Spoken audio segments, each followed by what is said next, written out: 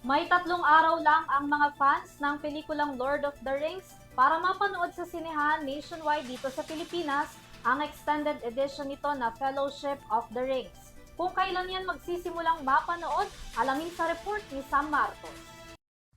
Muli nang mapapanood sa mga sinihan dito sa Pilipinas ang Fellowship of the Ring ng The Lord of the Rings mula January 23 hanggang January 25, 2026. 14 sinihan ang magpapalabas ito sa loob ng 3 araw.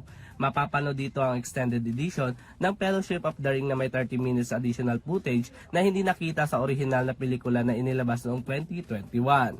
Asahan na ng mga fans ang matagal-tagal na pag-upo sa mga sinihan, lalo tumigit kumulang 3 oras ang nasabing pelikula. Matatanda ang isa rin ito sa unang yugto ng The Lord of the Rings na pinagbibidahan ni Elijah Woods bilang si Frodo Baggins.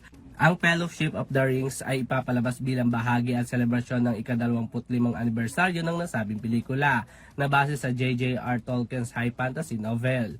Para sa Your TV Showbiz Balita, ako si Sam Martos, sumasaludo sa bawat Pilipino.